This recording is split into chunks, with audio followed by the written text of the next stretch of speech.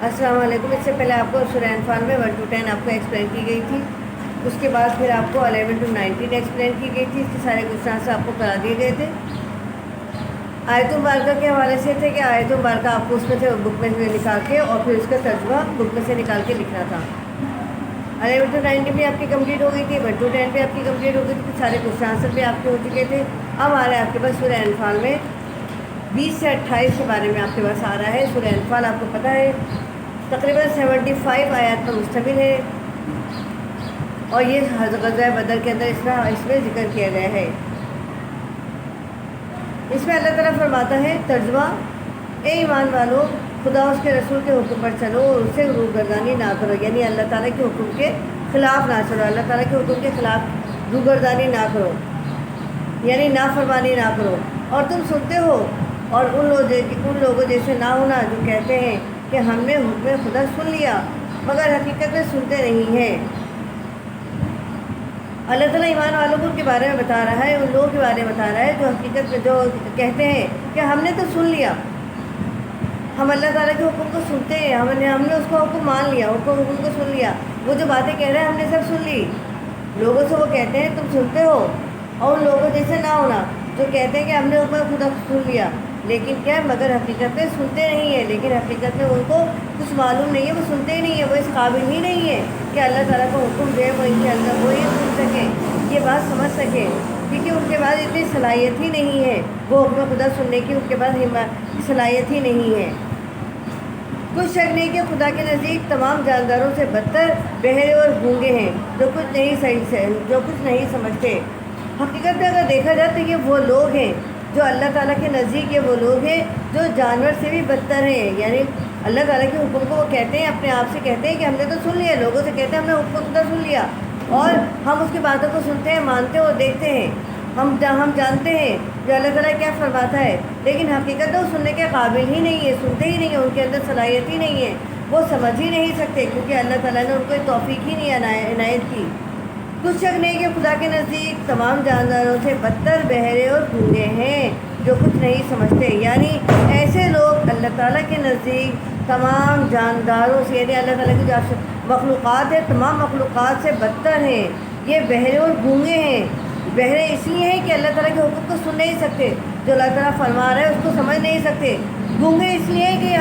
حکم خدا جو سنتے ہیں اس کا اقرار نہیں کرتے، دل سے توحید کا اقرار نہیں کرتے، اس لیے گونگے ہیں، بولنے کی صلاحیت نہیں ہے، نہ سمجھنے کی صلاحیت ہے نہ بولنے کی صلاحیت ہے،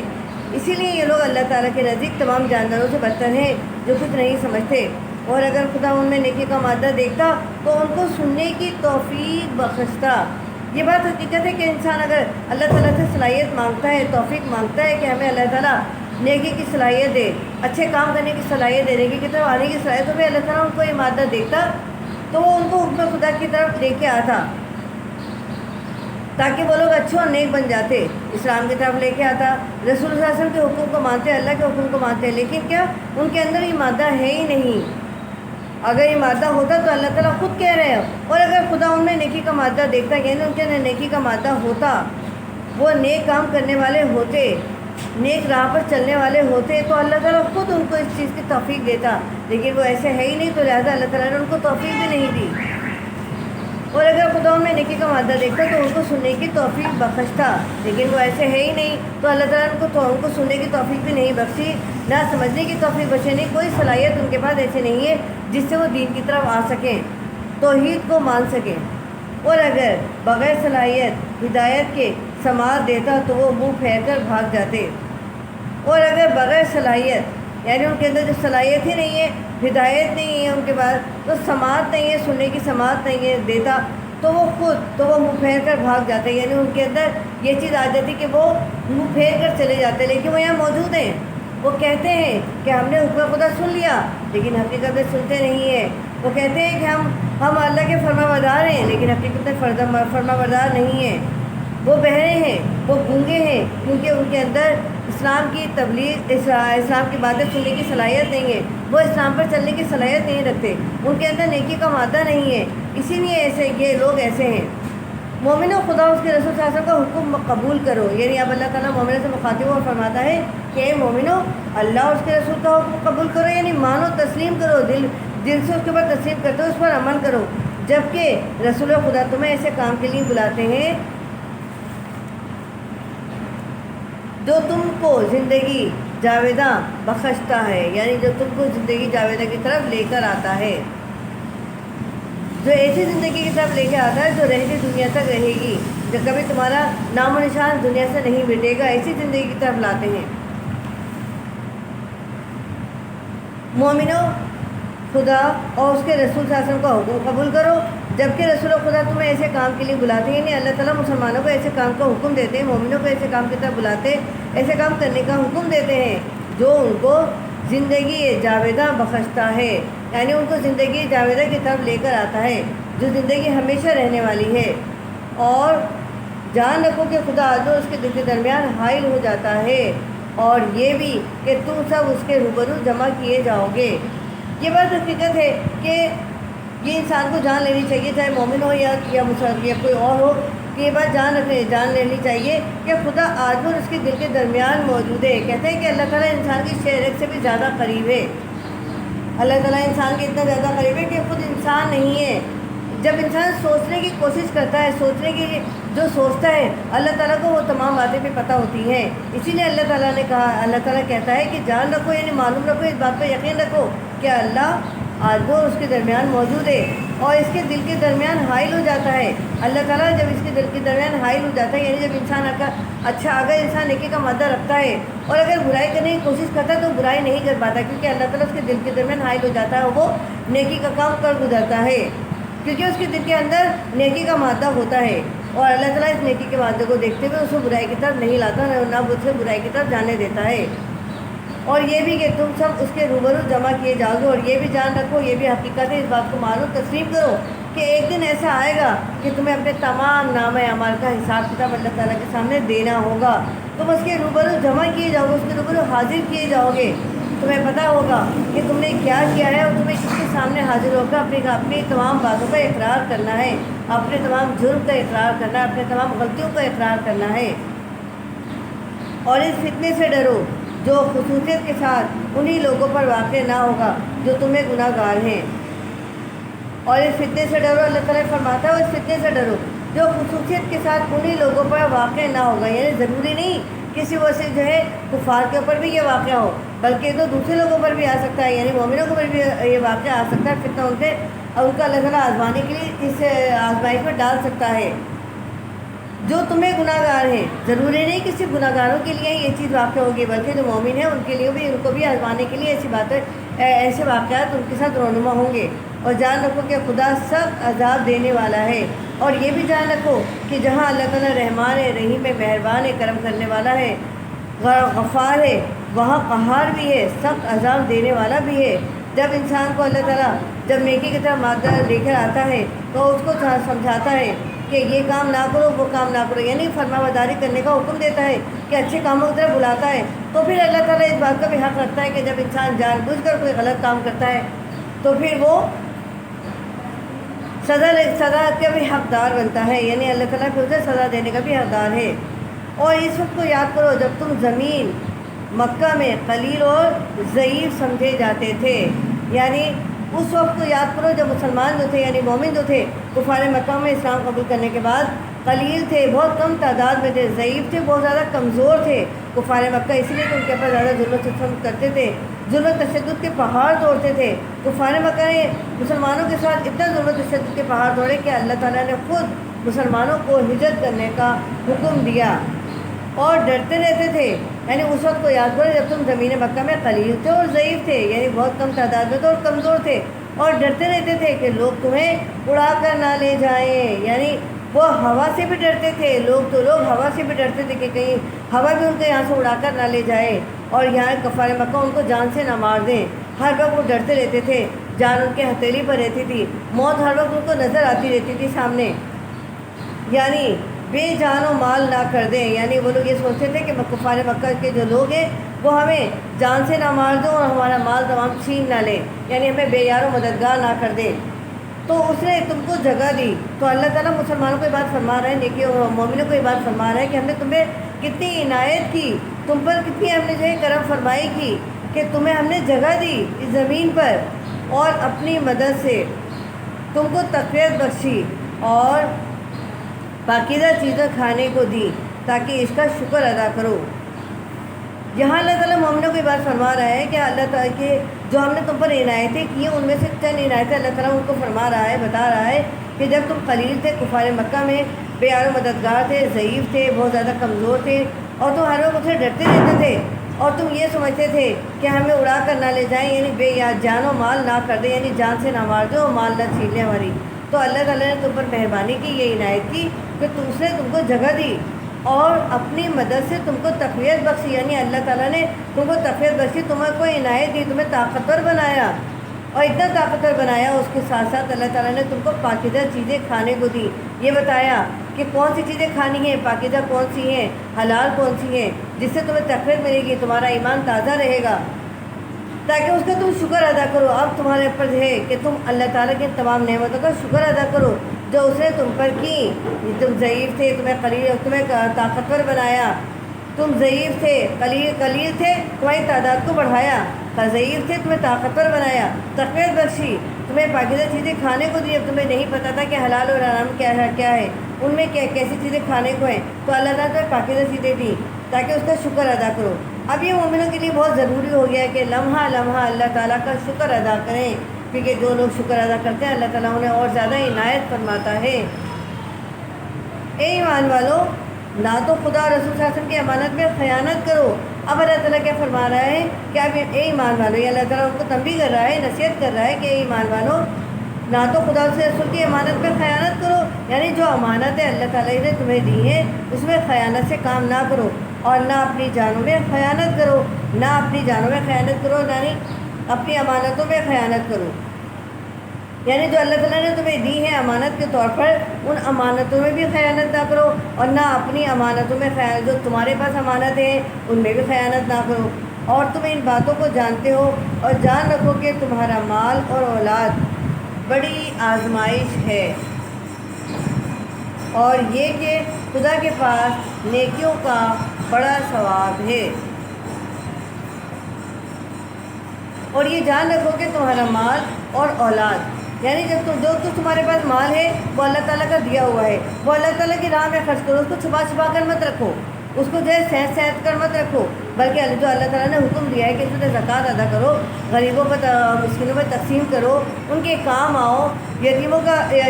کی کفالت کرو، ان کی مدد کرو، مسکینوں کا مدد کرو، تو یہ مال اس طرح اپنا استعمال کرو، نہ کہ اس میں خیانت کرو، اپنے لیے سنبھال کر رکھو کہ آگے ہمیں کام آئے گا۔ اور اولاد بڑی آزمائش، اور نہ ہی اپنے اولادوں پر فخر کرو کہ یہ تو اولاد اللہ تعالیٰ کی طرف سے دی گئی ہے، تم ان پہ فخر کرنے کی تمہیں کوئی ضرورت نہیں ہے، یہ اللہ تعالیٰ کی طرف سے اگر عنایت کی گئی ہے تو اس کی حفاظت کرو، اس کے اندر کسی قسم کی خیانت نہ کرو، یعنی ان کی پرورش اچھے طریقے سے کرو تاکہ یہ اسلام کے لیے ایک بڑی طاقت کے طور پر سامنے آئیں۔ یعنی تمہارا مال اور تمہاری اولاد ایک آزمائش ہے، اللہ تعالیٰ مال دے کر بھی آزماتا ہے، اللہ تعالیٰ اولاد دے کر بھی آزماتا ہے، تاکہ انسان جو ہے غرور و تکبر میں شکار نہ ہو۔ مال اگر دے دیتا ہے تو انسان کو اپنے مال پر غرور و تکبر ہو جاتا ہے، وہ حیثیت کا رکھتا ہے، مال کی محبت میں مبتلا ہو جاتا ہے، لہٰذا اس مال کی محبت میں بھی مبتلا نہیں ہونا، بلکہ اس مال کو جس کام کے لیے دیا ہے اس کام کے لیے استعمال کرنا، زکوٰۃ ادا کرنا، اور غریبوں مسکینوں میں اس کو تقسیم کرنا، اور اسے کھانا وغیرہ لوگوں کو کھلانا۔ اور اولاد پر کبھی فخر نہ کرنا، کیونکہ یہ اولاد اللہ تعالیٰ کی طرف سے اگر تمہیں دی گئی ہے تو اس لیے نہیں دی گئی ہے تو کہ تم اس پر فخر کرو،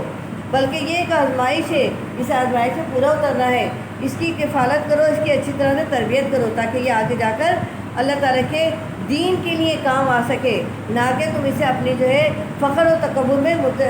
کا سامان سمجھو۔ اور یہ کہ خدا کے پاس نیکیوں کا بڑا ثواب ہے، اور یہ بھی سمجھو کہ اللہ تعالیٰ کبھی کسی کی نیکی کو ضائع نہیں کرتا، چھوٹی سے چھوٹی بھی انسان کی نیکی ہوگی تو اللہ تعالیٰ اس کا اجر ضرور دے گا، وہ کبھی بھی کسی کا اجر ضائع نہیں کرتا نیکیوں کا۔ اور اگر انسان نیکیوں سے نیکیوں کرتا رہے تو پھر تو کیا بات ہے، یعنی اللہ تعالیٰ جو ہے انسان کو اس نیکیوں کو بڑا ثواب عطا فرماتا ہے، تو انسان سوچ بھی نہیں سکتا۔ ہم یہ سوچ سکتے ہیں، ہم کسی سے توقع رکھتے ہیں کہ آج ہم نے کسی کے ساتھ نیکی کی تو ہمارے ساتھ بھی نیکی کرے، لیکن اللہ تعالیٰ کبھی ایسا نہیں سوچتا، بلکہ اللہ تعالیٰ بندے کے گناہوں کو، غلطیوں کو معاف فرماتا ہے اور نیکیوں کا اجر بھی دیتا ہے۔ اگر انسان اس سے معافی مانگتا ہے تو گناہ اس کی غلطیوں کا اللہ تعالیٰ ان کو معاف فرما دیتا ہے، اور لیکن نیکیوں میں کوئی کمی نہیں آنے دیتا، بلکہ نیکیوں کے کام کا ثواب بھی بڑا ملتا ہے، بڑا دیتا ہے، کیونکہ اللہ تعالیٰ بڑا بے نیاز ہے، وہ کسی سے کوئی توقع نہیں رکھتا، بلکہ بندے کی اگر توقعات اللہ تعالیٰ سے اچھی وابستہ ہیں تو ان کو سمجھتے ہوئے ان کے ساتھ بڑی جو ہے نیکیوں کا اور بڑی عنایتوں کا اور بڑی مہربانی کا ثبوت دیتا ہے، کیونکہ اللہ تعالیٰ مہربان ہے، رحیم ہے، کرم کرنے والا ہے، اور اسی شان کے ساتھ وہ اپنے جو ہے تمام بندے کے ساتھ مہربانی کرتا ہے۔ یہاں تک آپ کو سمجھ میں آ گیا ہوگا۔ 20 سے 28 کی آیتوں بار کا آپ کی سمجھ میں آ چکی ہوں گی۔ اب آپ اس میں کاپی کے اندر اپنے پاس ہے شرح الدواب ہے، جو ہے اس سے تمام الفاظ میں نے اپنی کاپی میں اندر کیجیے، ورڈ میننگ یاد کیجیے، اور کوشچن آنسر کا کوشچن نمبر 1 جو ہے وہ آپ کو اب شروع کروایا جا رہا ہے۔ اتنی دیر میں آپ کو کاپیاں نکالیے، نوٹ بک میں اپنے تیار کیجیے، میں اسٹارٹ کروا رہی ہوں، ڈکٹیٹ کروا رہی ہوں، جو اگر آپ کو سمجھ میں نہیں آئے گا وہ میں کاپی میں لکھتی چلی جاؤں گی اور آپ اس کو آرام سے لکھتے جائیے گا۔ سوال نمبر 1 آپ کے پاس شروع ہوتا ہے اس کا، یعنی 20 سے 28 کا، آیت نمبر 22-28 کی آیت مبارکہ جو ہے اس کی آیت مبارکہ ہے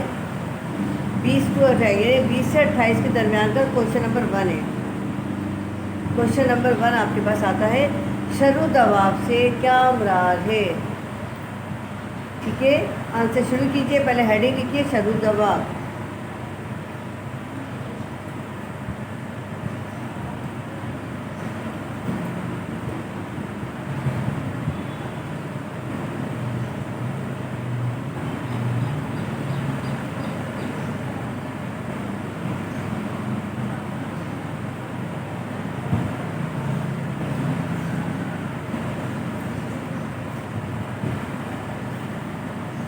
شرح الدواب سے مراد،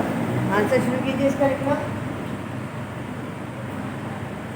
آیت نمبر 22 میں اللہ تعالیٰ نے کفار کو شرح الدواب کہہ کر مخاطب کیا ہے۔ آیت نمبر 22 میں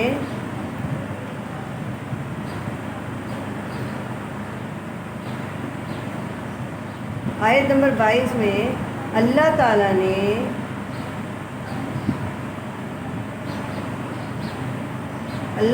نے کفار کو شرح الدواب شرح الدواب کہہ کر مخاطب فرمایا ہے۔ شرح الدواب کا مطلب ہے بدترین جانور۔ شرح الدواب کا مطلب ہے، پورا لکھیے گا، شرح الدواب کا مطلب ہے بدترین جانور۔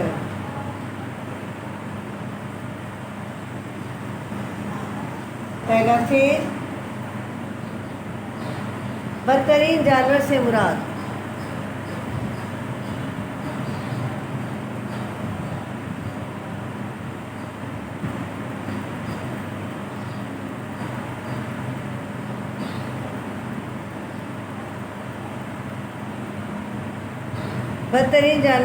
لکھیے۔ ان آیتوں مبارکہ میں کفاروں کو جانوروں اور چوپایوں سے تشبیہ دی گئی ہے۔ ان آیتوں مبارکہ میں کافروں کو جانوروں اور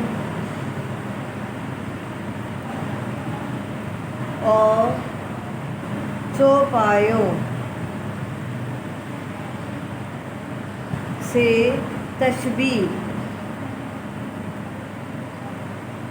تشبیہ دی گئی ہے، کیونکہ جس طرح جانور کسی نصیحت سے نفع حاصل نہیں کرتے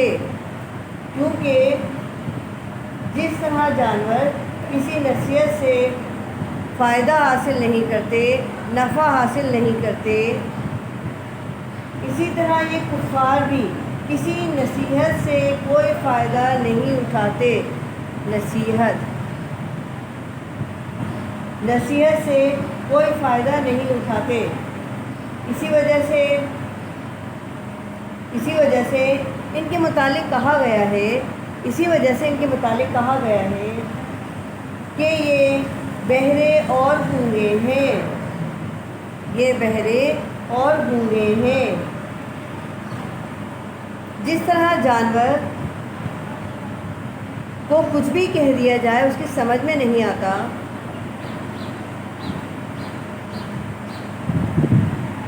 اور وہ بولنے کے قابل بھی نہیں ہوتا، یعنی گونگا ہوتا ہے، بالکل اسی طرح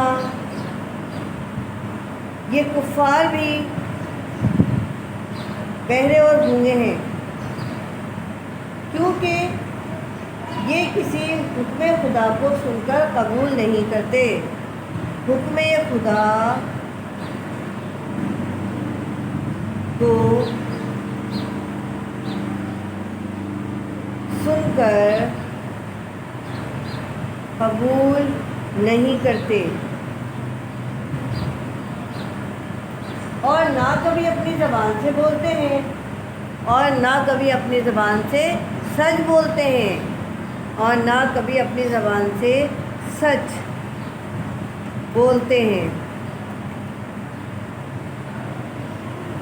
اور نہ کبھی اپنی زبان سے سچ بولتے ہیں، بلکہ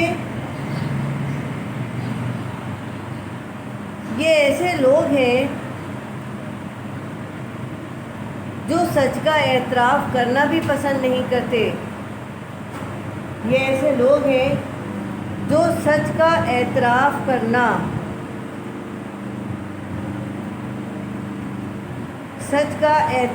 کرنا بھی پسند نہیں کرتے۔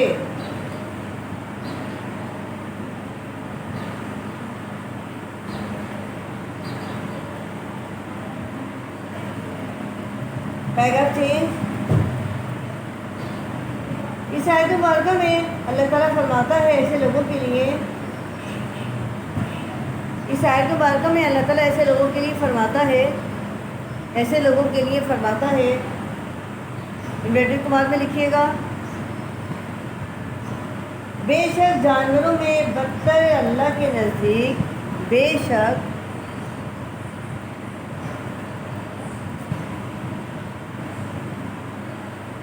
جانوروں میں اللہ کے نزدیک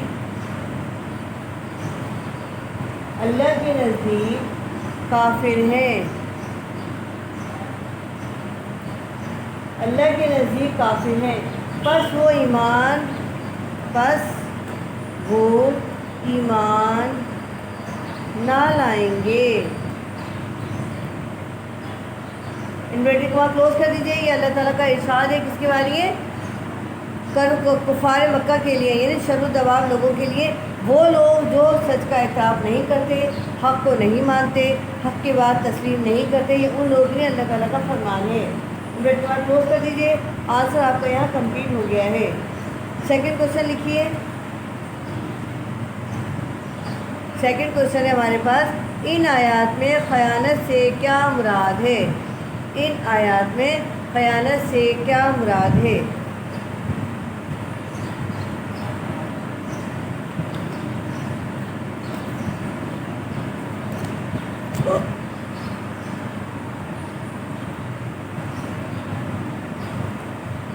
کوشچن نمبر 2، خیانت سے مراد، ہیڈنگ ہے آپ کے پاس،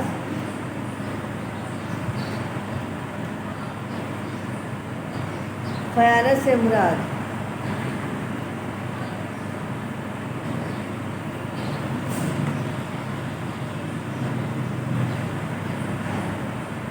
خیانت کا مصدر خون سے آتا ہے۔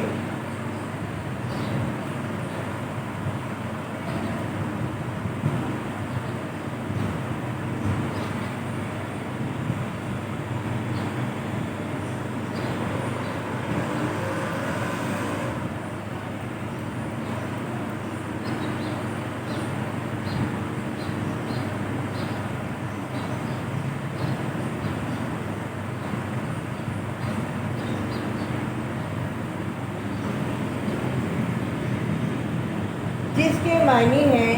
کم کرنا،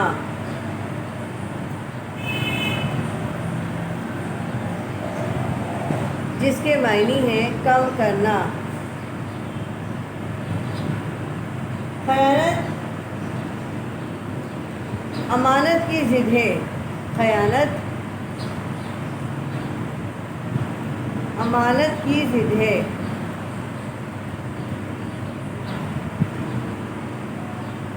امانت کی ضد ہے، امانت پوری کی پوری نہ لوٹانا، امانت پوری کی پوری نہ لوٹانا یا اس میں کمی کر دینا،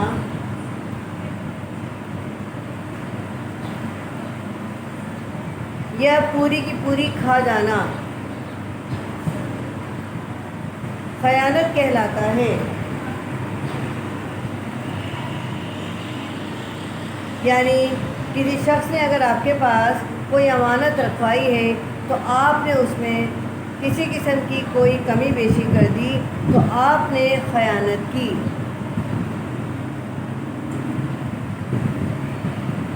نیکسٹ ہیڈنگ لکھیے گا، خیانت کی صورتیں۔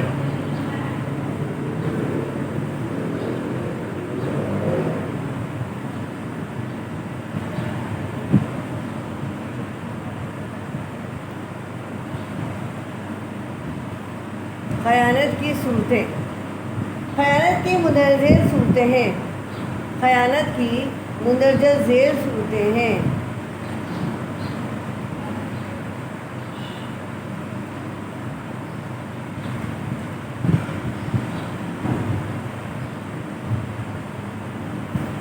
جو درج ذیل ہیں۔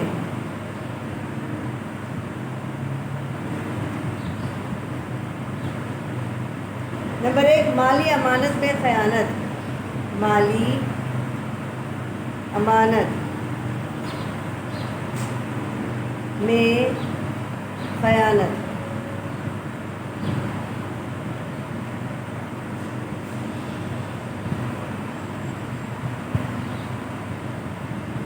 جی،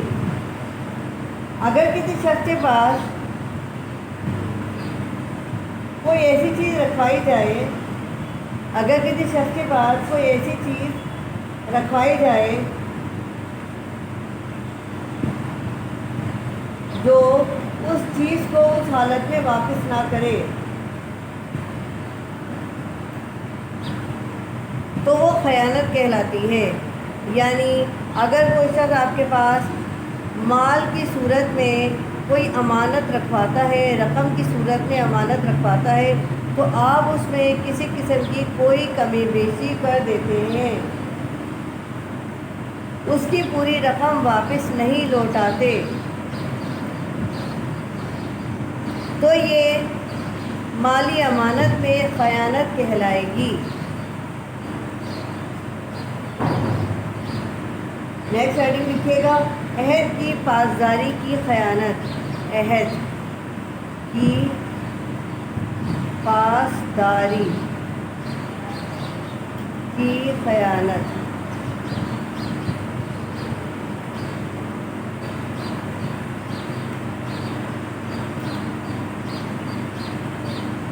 خیانت، اس سے مراد یہ ہے کہ اگر ہم کسی سے عہد کی پاسداری کا وعدہ کرتے ہیں، کہ اگر ہم کسی سے عہد نہیں یعنی وعدہ، عہد کی پاسداری کا وعدہ کرتے ہیں لیکن اس کو پورا نہیں کرتے تو یہ عہد کی پاسداری کی خیانت کہلائے گی۔ نیکسٹ، راز داری کی خیانت۔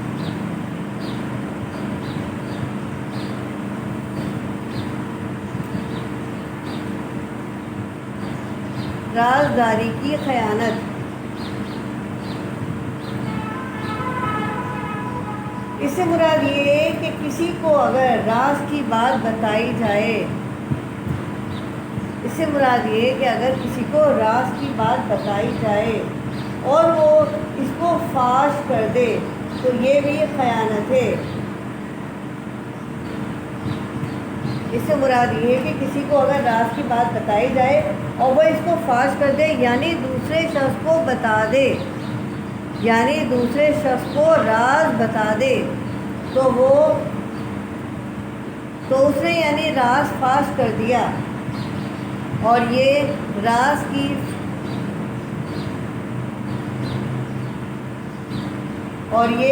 رازداری میں خیانت کہلائے گی، کیونکہ اس نے اس کا راز دوسروں کو بتا دیا، یعنی راز فاش کر دیا۔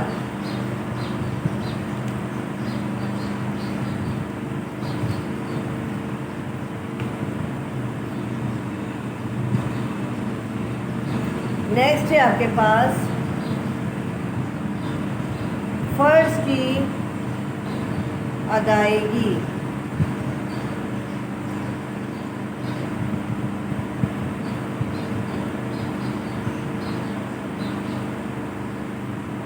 میں خیانت،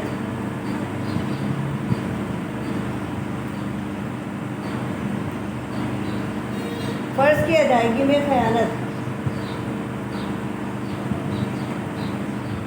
اللہ اور اس کے رسول صلی اللہ علیہ وسلم کی جانب سے جو فرائض و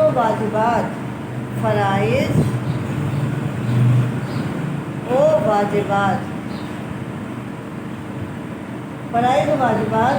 اور حقوق متعین کیے گئے ہیں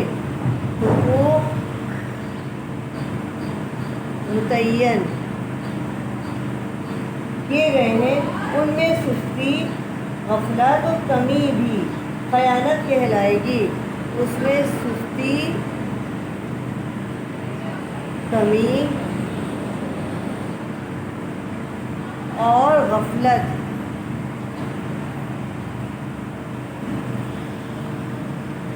بھی خیانت کہلائے گی۔ اس لیے ایک مسلمان کو تاکید کی گئی ہے کہ وہ حقوق اللہ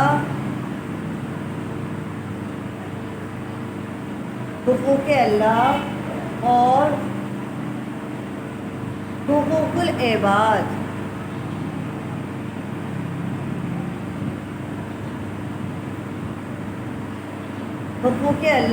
العباد کی ادائیگی صحیح طرح سے کرے، یعنی حقوق اللہ کی ادائیگی کے ساتھ ساتھ حقوق العباد کی ادائیگی بھی لازمی کرنی ہے۔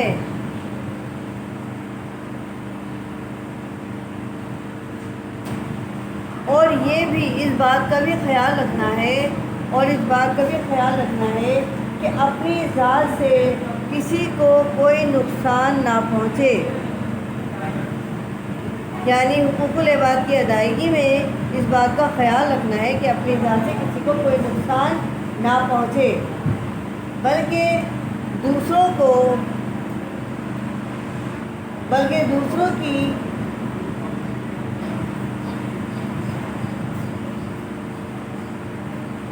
دوسروں کا خیال رکھتے ہوئے ان کے ساتھ نیکی اور بھلائی سے کام کیا جائے، اور اپنے فرض کی ادائیگی میں کسی قسم کی کوئی خیانت نہ کی جائے۔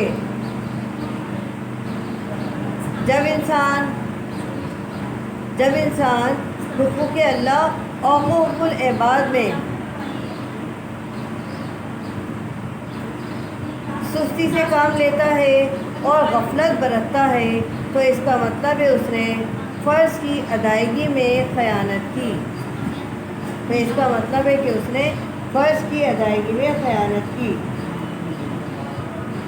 نیکسٹ ہیڈنگ ہے آپ کے پاس ذمہ داری و کفالت۔ ذمہ داری و کفالت،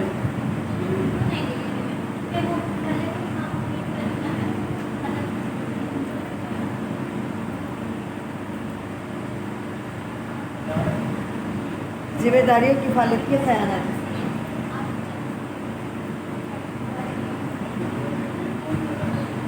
اس سلسلے میں اللہ تعالیٰ نے انسان کو اولاد کی صورت میں کچھ ذمہ داریاں عائد کی ہیں، یعنی اپنی اولاد کی اچھی تعلیم و تربیت کرنا، اچھی تعلیم و تربیت کرنا، یہ ماں باپ پر عائد ہے کہ وہ اولاد کی تعلیم و تربیت پر پوری طرح توجہ دیں، ان کو دنیاوی تعلیم کے ساتھ ساتھ دینی تعلیم بھی لازمی دلوائیں، ان کو اسلام کا سچا مسلمان بنائیں۔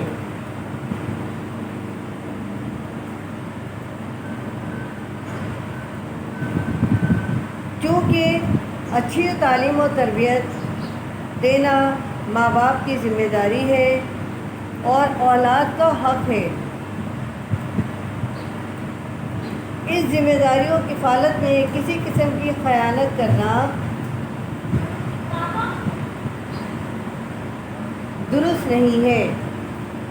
اور اگر ایسا کیا گیا تو ذمہ داری و کفالت میں خیانت کہلائے گا، تو یہ ذمہ داری اور کفالت میں خیانت کہلائے گا۔ یعنی اچھی تعلیم و تربیت کے ساتھ ساتھ اولاد کو اچھا کھانا پینا، اچھے کپڑے پہنانا، اچھا لباس مہیا کرنا، یہ اور ان کی تمام اچھی اور بنیادی ضروریات کا خیال رکھنا اور خواہشوں کا احترام کرنا ماں باپ کی ذمہ داری ہے اور اولاد کا حق ہے۔ لہذا اس میں کسی قسم کی خیانت سے کام نہ لیا جائے۔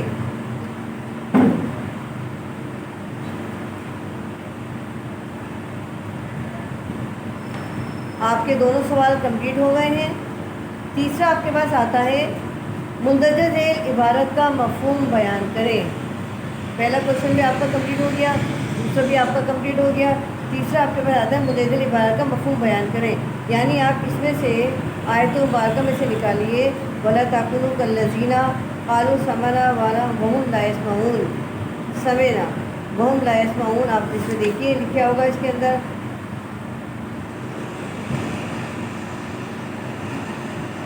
لا يسمعون۔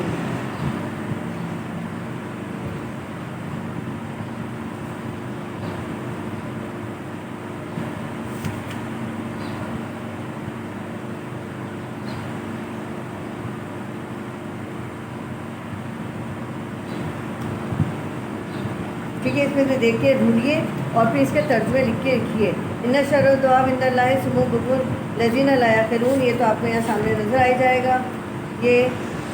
صم الذین لا یعقلون آپ کو یہاں نظر آ رہا ہے، یہ آپ کے پاس ہے۔ اس ترجمہ یہ ہے کچھ شک نہیں کہ خدا کے نزدیک تمام جانوروں سے بدتر بہرے گونگے ہیں جو کچھ نہیں سمجھتے۔ ٹھیک ہے، اس آیت مبارکہ کو دیکھتے جائیے اور اس میں سے اندر سے ترجمہ ڈھونڈ کر لکھتے جائیے، یعنی 1 2 3 4 5 تقریباً 5 آیت مبارکہ ہیں، اور 5 آیت مبارکہ اتار کے ان کے ترجمے لکھیے بک میں سے دیکھ کر، کہیں اور سے ترجمہ مت لکھیے گا، آپ کے ٹیکسٹ بک ہے، اس ٹیکسٹ بک میں سے ہی ترجمہ لکھیے گا، اور پھر ان ترجموں کو یاد کیجیے، کوشچن آنسر کو لکھنے کے بعد یاد کیجیے تاکہ آپ کی تیاری ساتھ ساتھ ہوتی جائے۔ ٹھیک ہے، آپ کا یہ لیسن آج آپ کا کمپلیٹ ہو گیا ہے، امید ہے آپ کے اچھی طرح سمجھ آ گیا ہوگا۔ اب آپ اس کو گھر میں بیٹھ کے کمپلیٹ کیجیے۔